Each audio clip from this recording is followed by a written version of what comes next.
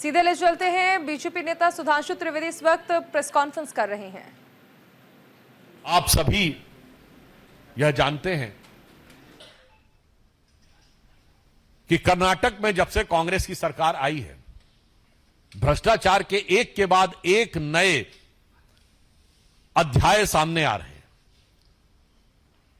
पहले महर्षि Valmiki SC/ST development board का भ्रष्टाचार, मतलब आप सोचिए कि अनुसूचित जाति जनजाति, ये जाति गिनाने वाले राहुल गांधी जी, आपकी डायरेक्ट सरकार है, वहां इंडी गठबंधन की सरकार नहीं है, और उसके पैसों का ऐसा दुरुपयोग कि इस ढंग के फैक्ट सामने आए कि गाड़ियां खरीदी गई हैं, ज्वेलरी खरीदी गई है। शुरू में आपने उसको डिनाई किया और बाद में मुख्यमंत्री को स्वीकार करना पड़ा।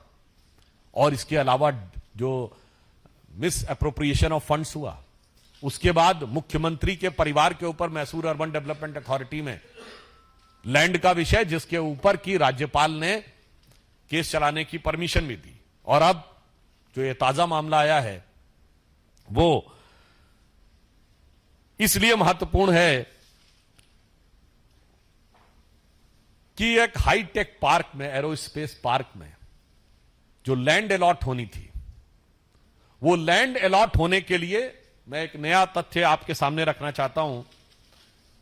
14 फरवरी 2024 को department of social justice and welfare Karnataka सरकार ने यह लेटर लिखा है कि allotment of plot number AM4A and AM4B measuring this much respectively for the high-tech defense area phase 1 and 23 acres part adjoining to the plot number this and this required for Department of Social Justice. जब department of social justice ने, social welfare ने उस हिस्से को मांगा और इसके बावजूद उसे अलॉट न करके किसी और को अलॉट कर दिया गया। अलॉटमेंट की प्रक्रिया और किसको अलॉट किया गया वो एक पक्ष है। पहली बात यह कि यदि कोई यह कह रहा है कि सोशल वेलफेयर के लिए सरकार के सोशल वेलफेयर डिपार्टमेंट से ज्यादा बेहतर सोशल वेलफेयर कोई और करेगा, यानी फैमिली वेलफेयर और कांग्रेस वेलफेयर ज्यादा बड़ी चीज हो गई। और फिर वो मिलेगा भी किसको? तो उसी को मिलेगा जिसकी सरकार में सबसे ज्यादा शक्ति होगी। तो किसको मिला है? कांग्रेस के अध्यक्ष के ऊपर और उनके परिवार के ऊपर इस प्रकार के स्पष्ट रूप से आक्षेप लगे हैं कि जो लोग 71 लोग क्विक क्यू में थे उसके ऊपर करके उनको अलॉटमेंट किया गया।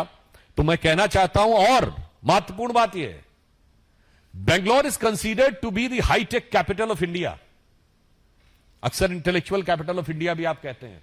सॉफ्टवेयर और आईटी में बेंगलोर को एग्जाम्पलरी माना जाता है। I remember in 2008 when I was in US and Barack Obama was running for his first presidency, तो उन्होंने वर्ड ये यूज किया था, we have to make our children work hard because we have to compete with Beijing and Bangalore. वहां पर ये auction नहीं हो रहा है। मैं कर्नाटक की सरकार से पूछना चाहता हूं कि इंडिया की डिजिटल कैपिटल में बैठकर ई ऑक्शन क्यों नहीं हो रहा है? यह आपके मंशा पर सीधा सवाल उठाता है। प्रधानमंत्री श्री नरेंद्र मोदी जी ने सीधे डिजिटल ट्रांसफॉर्मेशन जो भारत में लाया तो DBT किया, direct benefit transfer. Digital technology का यूज करिए।